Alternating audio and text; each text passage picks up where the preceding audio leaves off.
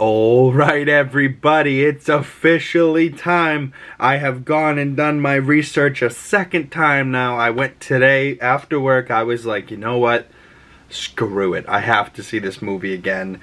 But I will say my first time I went to IMAX. This scene in particular, my favorite scene in the movie. It just hits so hard. It hit even harder the second time. I was like, and now, after I've seen it a second time, I want to go see it a third time. But friggin' Dune in IMAX, I can't recommend it enough. I will say, though, IMAX seating, right? If IMAX had the reclining seats, I don't care if I had to pay $25 for a ticket for one person. I would rather that than sit in just the regular auditorium seat, you know, like it just, my legs were falling asleep, like I couldn't get comfortable, especially for a 3-hour movie, like this is, or a 2-hour 45-minute movie. You know, this second time around it moved even quicker, but you know, if God forbid you have to pee or something, like you're doing the happy dance in your seat because you're like not comfortable. I felt myself in the second time around. I went to Dolby just to see what the difference was, and really the only difference is I feel like the sound was really, really good this time. I was looking around. There's like 40 plus speakers like on the walls, on the ceiling, on the back, you know, and I was back right corner, so I had a speaker right behind me. I can even feel my right ear a little bit. It's like, gotta pop my ears now. But Dolby was really good. But the screen, I could just tell right away because I obviously go to regular just screenings all the time, and I don't normally go to IMAX, so I go out of my way to a different theater to go to a nice IMAX screen, and IMAX screen's like curved and ginormous, and the movie just looks so incredible on that, and it just like adds like 4 feet, you know, in screen just on top and bottom of, so like you can just see every shot is like you're so immersed, but you're in your seat so uncomfortable that it's hard to get immersed in IMAX. That's like my only real gripe with IMAX, is that the seats aren't comfy. But if there's a comfy seat IMAX in Massachusetts, comment below, let me know. But either way, let's get into Dune Part 2. You can see my excitement on my face in this picture here from the first Dune, my first showing of Dune Part 2, and I was just ecstatic. Denis Villeneuve's now 7 movies that he's done, all have certified fresh Rotten Tomato score. Enemy, 71%, I've never seen that. Prisoners, I believe, if that's the movie about the kids getting kidnapped and it's Hugh Jackman's the father, if it's that movie, I've definitely seen it. 81%. That's pretty good score. Prisoners, really good. Dune Part 1, 83%, obviously really good. Blade Runner 2049, I've seen visuals. I've never actually watched it all the way through, but just the looks alone, I want to watch that movie so bad. But I want to watch the first Blade Runner before I watch 2049. Comment below, are the 2 Blade Runner movies connected at all? Well, other than Harrison Ford. But do you need to watch the first one to understand the second one? In the sense of Dune, I don't think you need to see Dune Part 1 to understand Dune Part 2.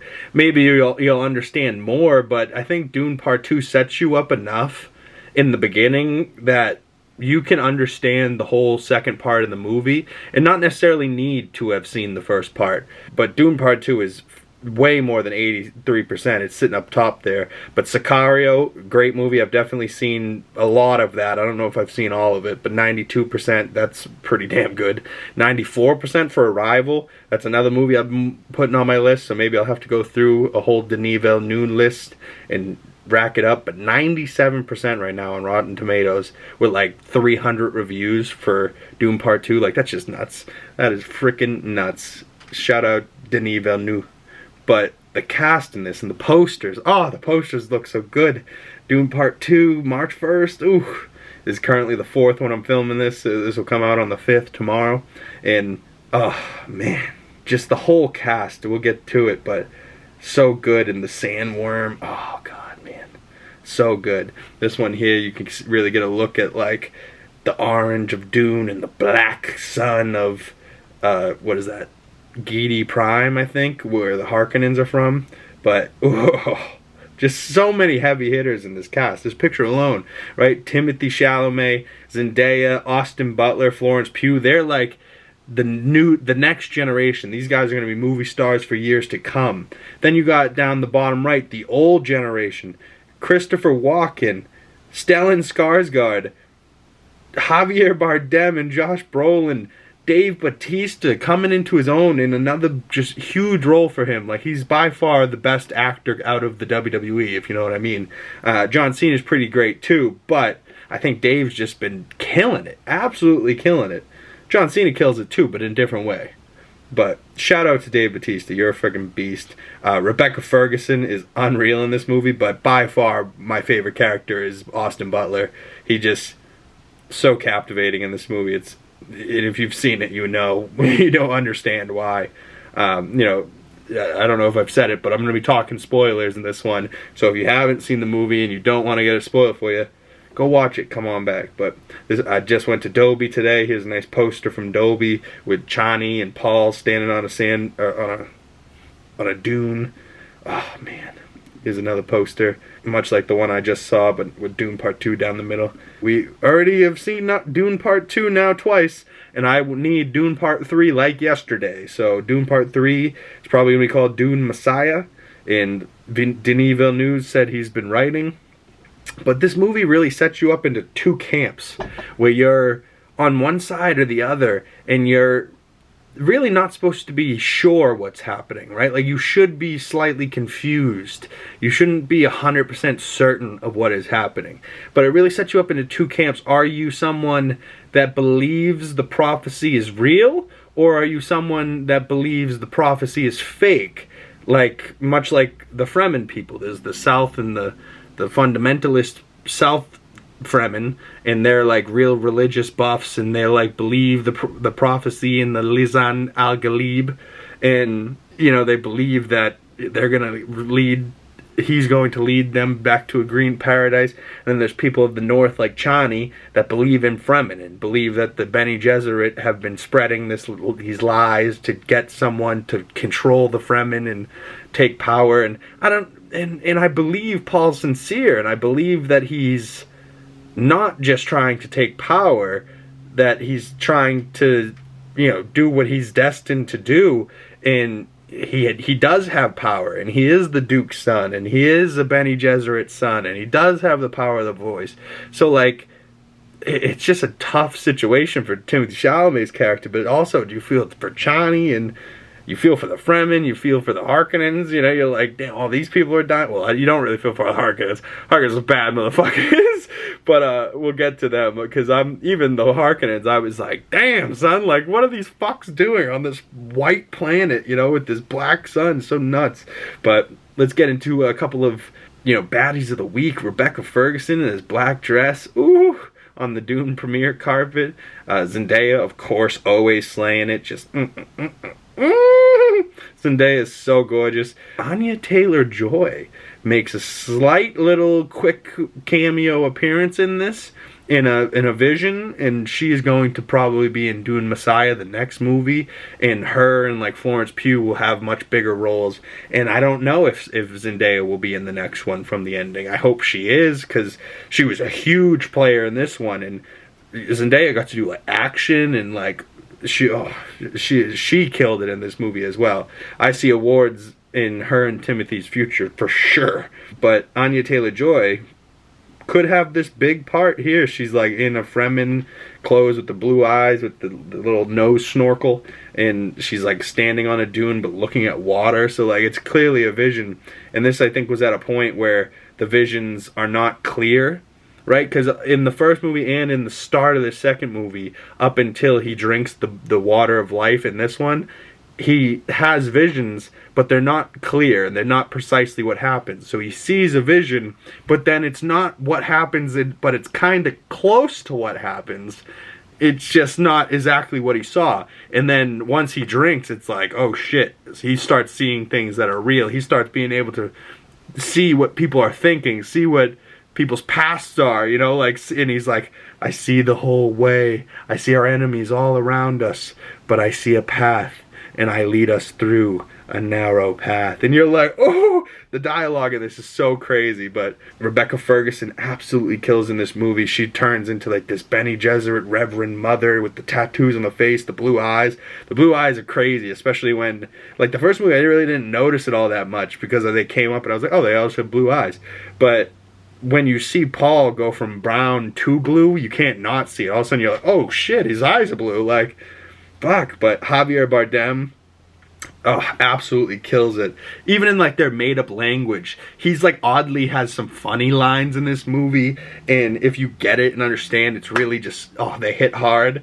Like, there was a couple times that I laughed hard as fuck at some lines that he said, and I look around, no one else said anything, like no one else was with me, and I'm like, that was funny, dude. Javier, you're fucking hilarious. Like, he has some real funny parts in this that I don't know if they're meant to be funny, but just like how much of a religious fanboy he is so nuts. And that Florence is Christopher Walken's daughter in this, and Christopher Walken is like the emperor and shit.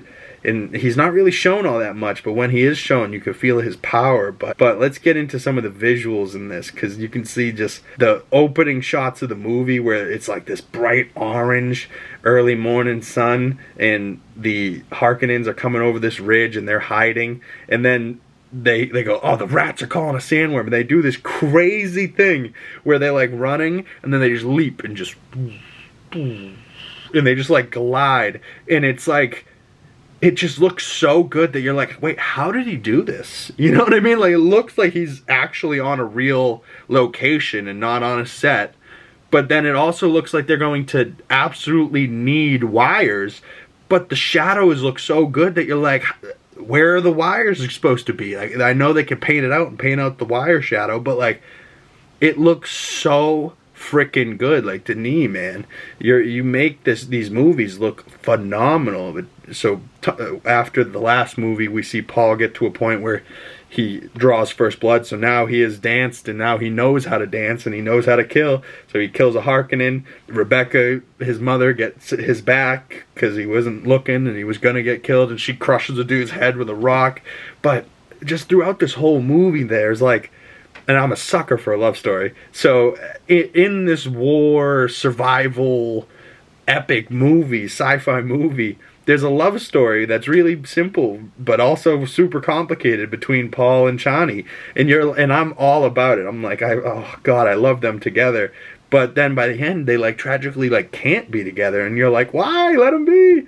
But Zendaya once again kills it in this movie. I would have fallen in love with Chani on Dune for sure. But also Rebecca Ferguson, when she goes kind of nuts and drinks the water of life, the blue shit, becomes the Reverend Mother, and now she's got this like crazy Reverend Mother outfit on. She's like using the crazy, not even just like the normal voice, like you can hear like echoes of other Reverend Mothers, like just evil Reverend Mothers, like, let him drink, you know, like, let him try, you know, or fucking, we'll be waiting, and you're like, whoa, where did that come from? Because it comes out of nowhere, and all of a sudden you're like, oh, Rebecca goes to such a change. But Raban, poor friggin' Dave Bautista, can't get just a good character that's going to be the guy that keeps going and winning. He's got to play the ones that have the problems and shit, and he does a phenomenal job. But his character's not the like successful one. He's kind of like a coward in certain ways, and he isn't successful, and he just, you know, it gets blamed for everything, even though it's not 100% his fault. He's just like, these Fremen we're on their planet, they're killing us, what do you want from me? So the Baron, you know, wipes him out and tells him to tighten your grip, Raban, and he goes out and tries to, but the Paul's out in the desert attacking and expert military fashions and wiping out large numbers with small numbers, just with good fighters and shit, and popping up out of the sand. It's like super eerie in some ways. All of a sudden they're just like tiptoeing through the sand and they pop out of nowhere, sink, sink, sink, and you're like, whoa, like, and the sound effects sound so good, like the little sink, like when they just, and then you just hear the guy dying and you're like, oh shit, like, fuck these Harkonnens, you know, like, man. But the Beast Raban, Dave Bautista, sadly meets his maker later in this movie. But first, we go over to find Beast Raban's replacements, Mr. Austin Butler, who is donning a glorious bald cap, because he did not shave his head, although it looks perfect. The way the light shines off of it, like there's like little stubbles, there's like a scar, like it looks absolutely perfect. Shout out to the makeup department, because you really cannot tell that he's not an actual bald man, and that there's a full, beautiful head of hair underneath there. Like, if you don't know who Austin Butler is, he's fucking Elvis from the last Elvis movie. He's going to be up in a new movie called Bike Riders with Tom Hardy, but he's got beautiful blonde, long hair. Not bald, but also looks good as a bald man with black teeth. I'm into it. But Denis Villeneuve, talking to him on set, and right, this is why I'm into it. He's fucking ripped. Like, the poor fat bastard serving him knives, just like, please don't kill me. I identify with that guy too, just like, don't kill me, you psychopath. And he like licks it, you know, like he grabs the knife, licks it, and he's like, slink, slink, stab, stab, stabs the girl twice, and then goes, see, it's not sharp enough at the tip. The poor guy's sweating. He's like, ah. He's selecting his knife for his birthday. He is going to fight in an arena, and this arena is an incredible shot. Like, I don't know if this is a miniature or what, but it just looks, all of the scale in this movie looks so good. In the group arena shots, like where there's big numbers, you're like, there could be 1,000 extras there, and I would believe it, or it can be 100% fake, and I believe it. But it just looks so good that you're like, how did this motherfucker do this? And it's all black and all white, and it looks great, all shot in infrared.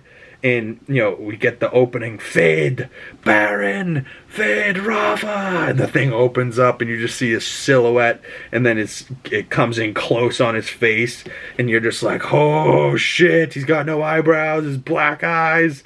And then it like backs up a little bit, you're like, oh, this is gonna be intense. And then he has a full-on fight, and two guys are drugged, one isn't, and then these little creepy things are like clicking, and they have no faces, and they're like fully black with like these crazy costumes on, and they're like tiptoeing around. He kills the two guys that are drugged, but then he's fighting with the last Atreides man that they think is alive, because they don't know Paul's still kicking and Gurney Halleck. So there's not many Atreides left in the galaxy, so these are supposed to be the final three, and he wipes out two because they're supposed to all be drugged, so it's supposed to be all for show. But the Baron wanted to see what he was made of, and it was also a test, but also a celebration in a way, but it's really a test, and he has to win. So once he realizes, he's like, oh, this one's not drugged, this is a fair fight. I'm also a psychopath. I'm addicted to pain. I love it. I'm addicted to hearing this crowd roar my name. So he throws his shield away and has a full-on fair fight, and the little black things try to club him and stop, and we get this, no, no, he like screams. Austin Butler is phenomenal in this scene. I went and rewatched this movie specifically to see this scene all over again. He's like winking, he's like dodging knives, and you're like, damn, Austin Butler really did some crazy fight training for this too, because I don't know if it was a stunt double, but it certainly wasn't in the final scene in the movie between him and Timothy. You know, like it seemed like it was the two of them, and in this, it seems like it's him the whole time, and Austin absolutely fucking kills it. Finally wipes out the last dude, friggin' pulls the knife out and just, and you just hear, Fade, Ratha, Fade, Ratha. And he just is looking at the Baron, and he's like, show me what you're made of. And he fucking kills him, friggin' running around. We see the crowd losing it, and the Bene Gesserit lady's looking down. She's like, he's impressive indeed. We're all sitting in the crowd like, fucking yeah, he is. Let's fucking go. It's Austin Butler. Let's fucking kill some more shit. But the two knives, oof. The two knives are just so sleek, and the way his like veins were popping out of his hand, like the IR black and white looked really, really good. But the whole fight, oh man, was just awesome. I can't get over that. I really loved it so much. But then after the fight, he goes and sees his Uncle Baron, like Jabba the Hutt, in a friggin' oil bath, smoking on spice. And I'm like, oh my god, he reminded me so much of Jabba. The way he talks, you know, he's this big fuck. And you know, Stellan Skarsgård's sitting in his bath smoking, big fat bastard in his fat suit, and he's like, "I give you this gift." And one of my favorite lines in the movie, Austin Butler looks at him and goes, "I should drown you in that tub." And I was like, "Oh!" When I heard it, I was like, "Oh, he's so serious." Like, he reminded me so much of Heath Ledger's Joker. Like, just all of a sudden he snaps and he's really crazy. "I could drown you in that tub." Ooh.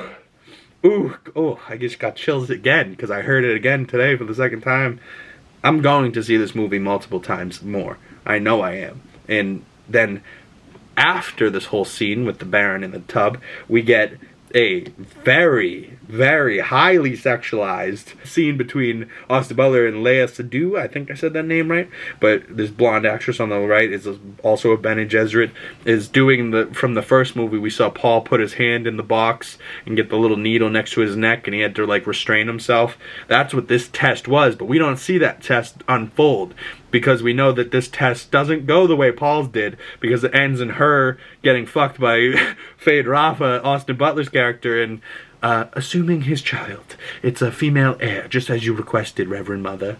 You know, so like the Reverend Mother's like, you really are like not sure. You're like, is Paul really a prophet in fulfilling a prophecy and this is all supposed to have happened? Or is it the Bene Gesserit's dirty, dark plan this entire time and they're the ones running the galaxy and the Emperor are really shit and it's really just these Reverend Mothers? We really don't know, but we know that after this now, Fade Rafa is now given Arrakis over his cousin Baron, Raban, Dave Bautista's character. And another one of my favorite scenes, Austin Butler, Stellan Skarsgård goes in and kisses him and goes, "Tame Arrakis." And he goes to lean away, and Austin grabs him and kisses him again, like, "I'm in charge, motherfucker. This is my day." Like, you're not just gonna kiss me in front of this crowd, and I'm not gonna kiss you back. And like, just so, look at the face he's making, just so serious. I'm like, yeah, kiss him, kiss him. Because before he was like, as he did it, I was like, kiss him back. And then he did it, I was like, oh.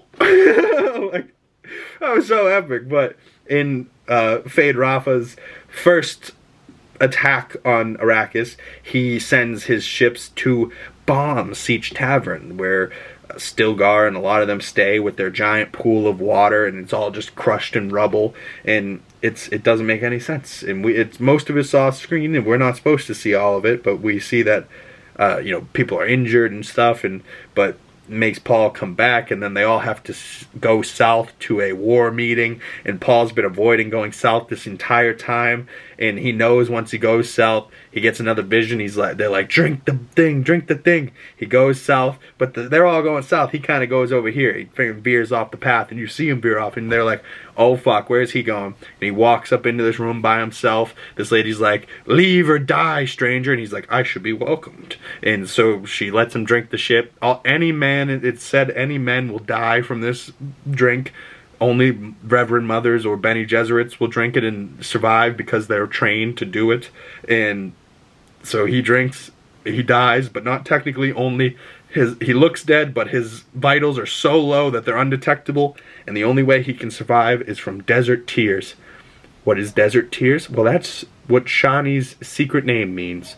And of course it fucking does, because writing's good in this fucking movie. And she like cries because, not really because she wants to, because Reverend Mother Rebecca Ferguson goes, do it! And you're like, oh, okay, fucking Palpatine, let's do it. Like, and she kind of sits up and goes, give me the water of life. And, you know, takes her tear, does it, puts it on his lip, and then he wakes. And you see Chani kind of like, oh shit, did I do that? Did she do that? Did Paul just do that? Was he faking this whole time? And you're really not sure, is like this the prophecy getting realized? Or is it some bullshit? And you're like really supposed to be not sure, I believe. But Paul drinks it and then wakes up and he's like, got the vision now. You know, he's sure he can see now. And it is wild from this point on. This is like 2 hours in, there's like 45 minutes left, and Paul, you know, had this great shot. He's like walking in the desert, and like there's a giant sandworm jumping up out of the friggin' ground behind him, and he walks through this giant crowd shot, and it just looks wild. Like him, like these are all heads. Like this isn't sand or rubble. These are all heads, and Paul's in this group walking through, and I'm like, there has to be thousands of extras here. I don't, and if there's not, I don't know how they did it, but you see the shot here from close. But the way they were cutting in and out of it, they're cutting from in the group, and they're cutting to his face, and they're cutting from above, and I'm like, this has to be real. Like, I don't know how he did this, especially like out in the desert. Like, how did he arrange this? Like, but then there is some wild shit. Some wild shit. Paul goes in to the council where only leaders are supposed to speak. And I thought he was going to have to kill Stilgar. And I'm like, don't kill Javier Bardem. He's your boy. He's your, like, new father figure. Like, he's what Duncan Idaho, you know, brought him to you. And he's, like, the first Fremen you met. Like, come on. You can't just kill him. And he doesn't. But he makes the crowd fear him indeed. And he makes them believe in the Lisan al-Ghalib, and that he is the prophet, and he is the Messiah, the voice from the outer world, and he is going to lead them. And they friggin', it is the most hype. I was like standing there myself, my blade will chip and shatter, you know, you're like losing it. This is in the theater, like everyone was losing it in the theater in both showings when that shit happened. We're all just like, woo, you know, like just eating it up. And then this is another one. As soon as, you know, Paul's ready to now plot, he plots his little war. He's like, oh, we got the nukes. We're going to fucking do this. We're going to do that. Calls the Emperor, you know, to the Arrakis. Gets him there because now they all know that Paul Atreides is alive and that he is the Duke of Arrakis, really, because they did some shiesty shit between the Emperor and the Harkonnens. And Paul walks out on this edge of this rock in this group shot of just everyone in this crowd just holding up their knives. And he's like, long live the fighters! Long live the fighters!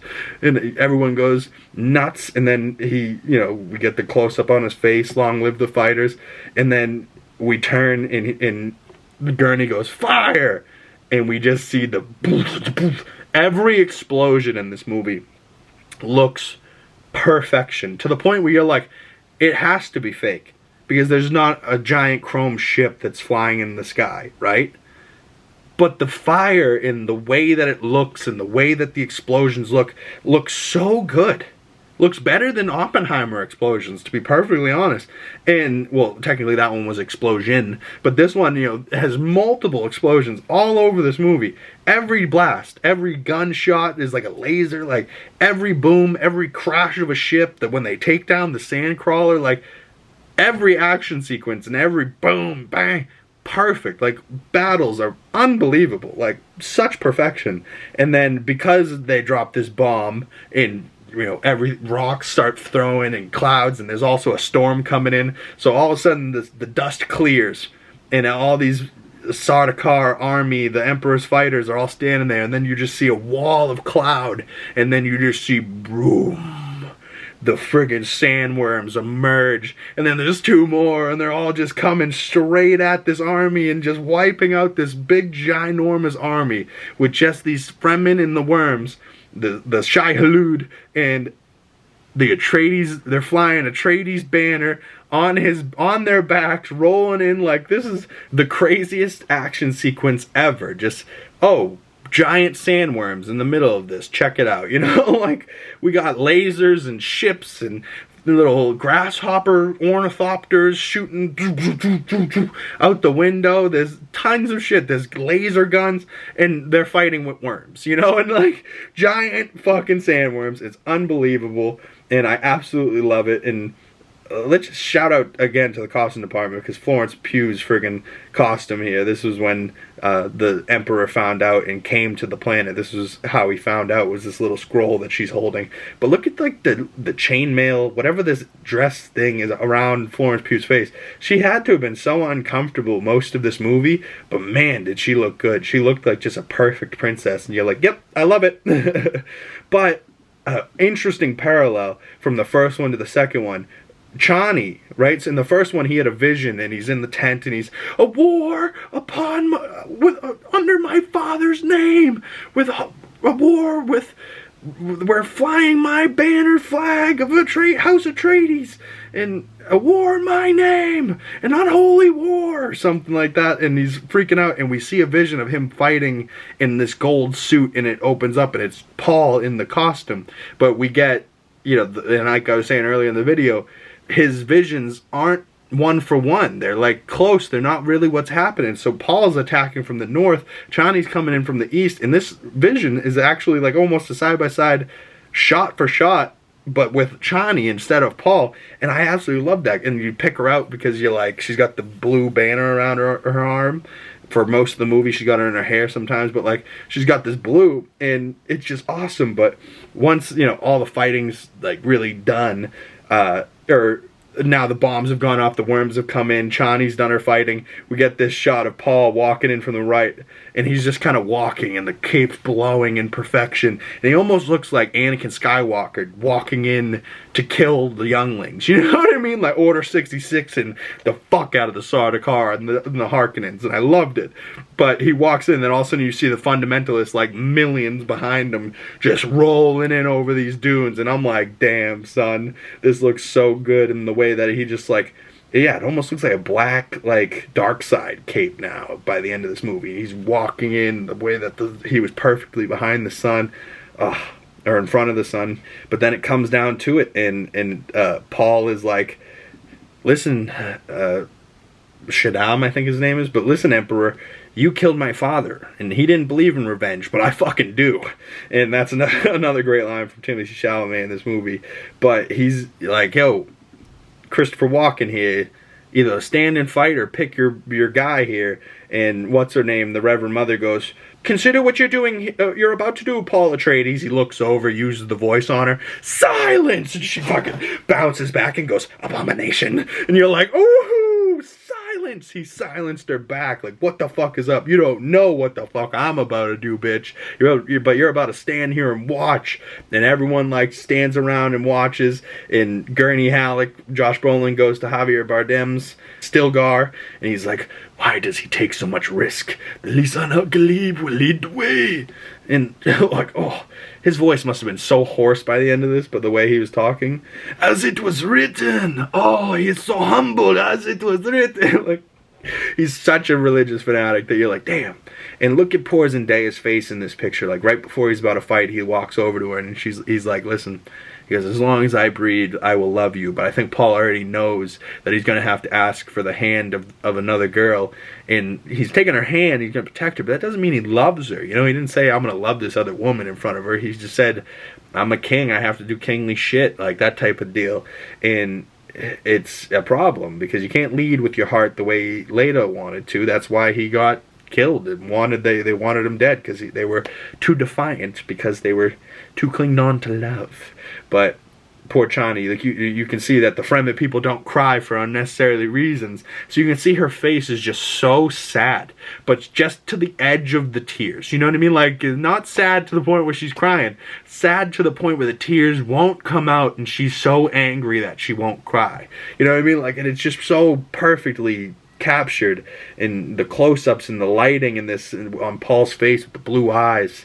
And of course we get the final battle, and Gurney walks over to Paul and is like, let me fucking handle this trash, you don't need to do this. And he's like, it's my burden. And then we get an absolutely stellar fight. The movie's been phenomenal at this point. This is like the last 15-20 minutes, phenomenal all the way to this point, and the music's been great, and all of a sudden the music cuts, and then we get, bam, this shot. May thy knife chip and shatter.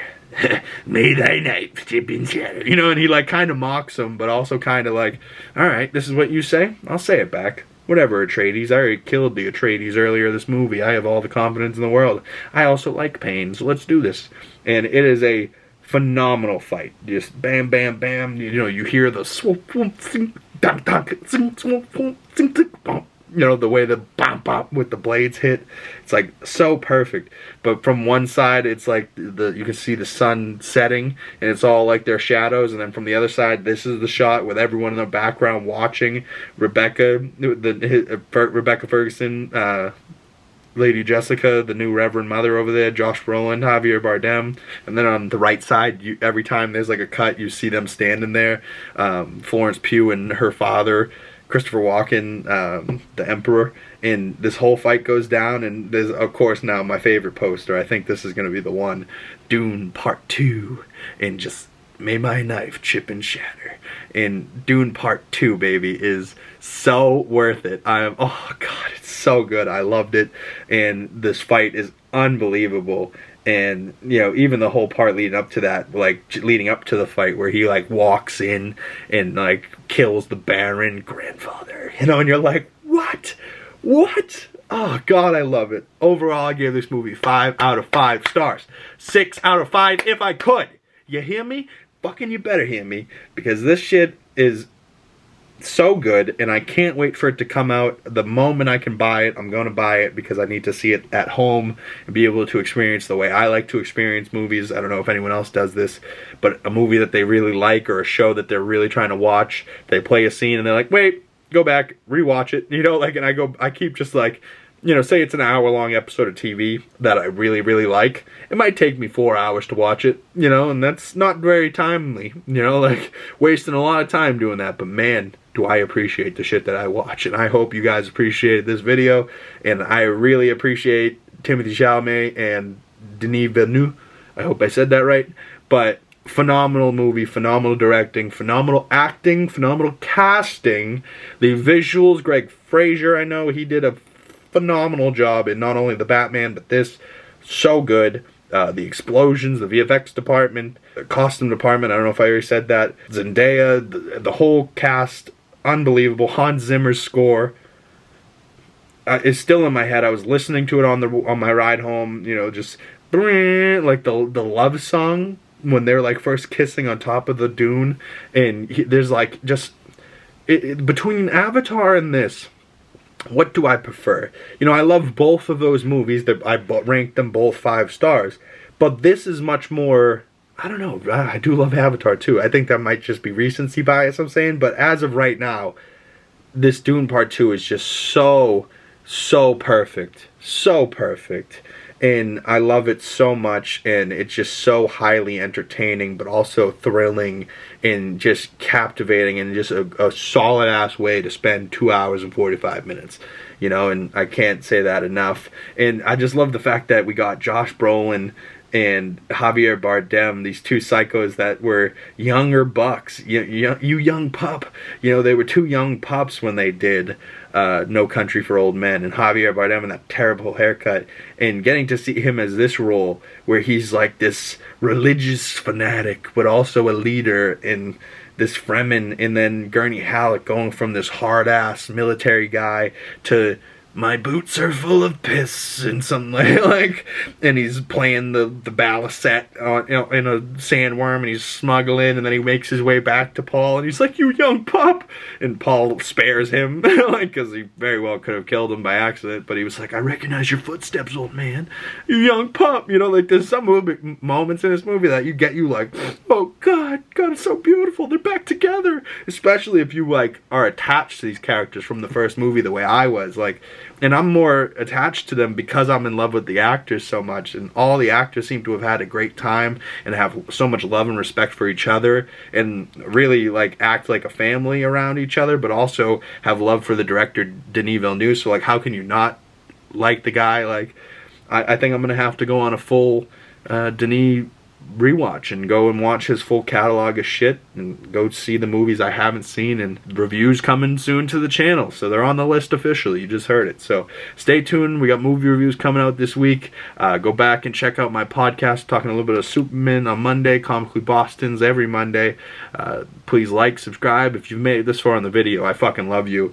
You're a legend. Comment below. We're buddies. You don't even know it. Like, we're good friends if you've made it this far in the video and you're watching this part currently right now. You watching, comment below, tell me you've made it to the end, because I love you, and I do, and that I mean that. I love you a lot, to pieces, to Reese's Pieces. I had those at the theater today, so okay, I gotta go. See you guys later. I hope you enjoyed this video. Subscribe. Social media is in the link below. Comment, do your thing. I'll see you in the next video.